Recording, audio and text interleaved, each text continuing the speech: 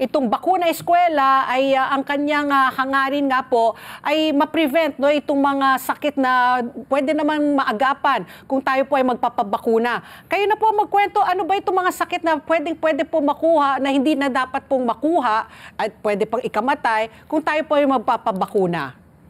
Okay, ito pong ating mga bakuna na gagawin sa ating mga eskwelahan, no, ay inilaunch nga natin kahapon with Secretary Ted Herbosa and syempre sa Secretary Angara ng DepEd. Kasi nga po, may mga sakit po kagaya ng itong measles, rubella, tapos diphtheria, tetanus, at saka yung human papilloma virus na ito ho ay pwede hong lumala at pwede hong mag-cause ng ikamamatay ng mga taong apektado nito. So gusto ho nating ma-prevent ito kasi nga pwede naman hong i-prevent sa bakuna. Kaya nga tawag dito is vaccine preventable diseases.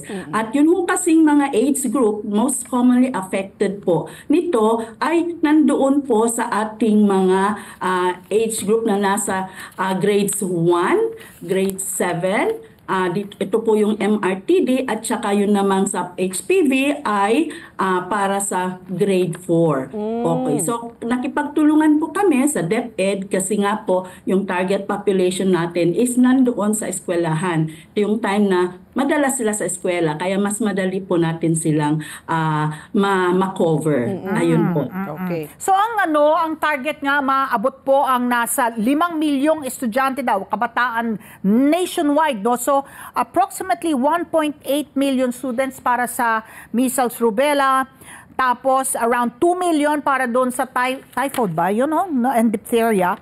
At saka 900,000 school girls para naman sa kababaihan yung HPV vaccine. Ang tanong ko po, Doktora, kailangan po ba ng parental consent para mabakunahan yung mga bata?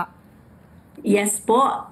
Importante po yun kasi doon sa DepEd, no, sa eskwelahan, nag-organize po sila ng mga orientation para ho sa mga magulang o yung mga tagapag-alaga nitong mga estudyanteng ito para ho i-explain ano ho ba itong mga sakit na to, anong mga komplikasyon at kung paano ba ito ma-prevent. Ano? So, yung mga benepisyo, ni-explain po, meron po tayong binibigay na mga educational materials, may mga frequently asked questions at may mga video pa para talagang malaman ng ating mga magulang at mga tagapag-alaga at kung ano yung benepisyo nito at makapagdesisyon sila ng tama, no? Kung pababakunahan o hindi yung kanilang mga anak.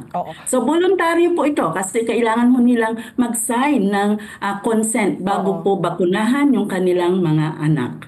So Doktora, ito pong bakuna eskwela, no? Syempre po may time frame po yan kasi if you're going to target 4.8 million, gaano katagal po ito magagawa?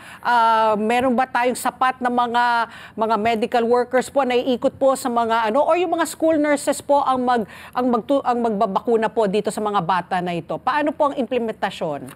Okay. Ito po ay gagawin nitong buwan ng Oktubre hanggang Nobyembre. So 2 buwan, nag-umpisa na nga po at dito po gagawin sa mga public, lahat po ng government schools, pampublikong paaralan at tuwing Biyernes o kaya sa araw na pinapayagan ng mga pinuno ng paaralan dun sa kanilang lokalidad, no? So ayun po, may schedule and every Friday nga or any day. Tapos, yung meron din mo kasing health workers, yung ating sa DepEd. And then, syempre po, tutulong din po yung ating mga human resources for health na taga Department of Health naman. So, tulong-tulong po ito. Health workers po ang magbabakuna. Health workers. Okay. Bukod sabing pagiging vaccine preventable diseases, no? Ito po yung mga sakit na pwede naman hindi ka magkaroon ng sakit na to kung ikaw yung magpapabakuna. Let's just cite some statistics to Doktora with your kind permission.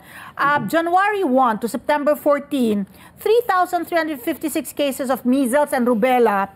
11 po ang namatay. So, 215 cases of diphtheria, 25 po ang namatay, 81 cases of neonatal tetanus, 44 deaths. So, mahalaga po malaman po nila maari pong hindi magkaroon ng mga sakit na to, vaccine preventable nga, at maari kasing fatal, no? Nakamamatay po itong mga sakit na ito. Maaring mamatay ang isang tao kapag nakakuha ng ganitong sakit. Doktora.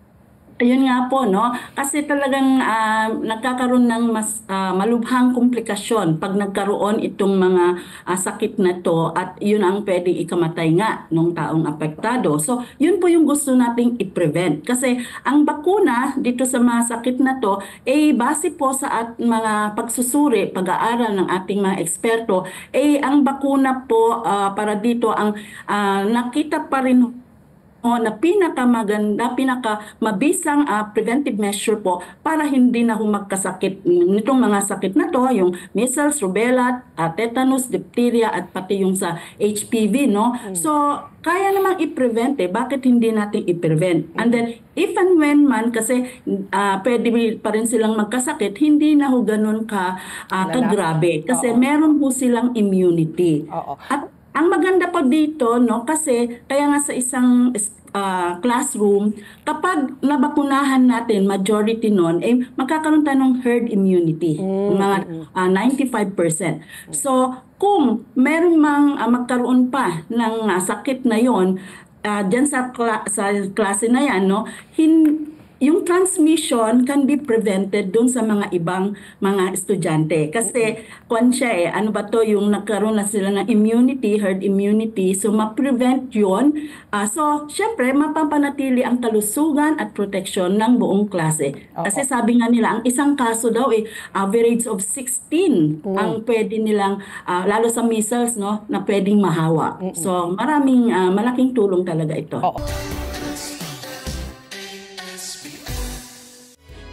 Together, Sunnet 25,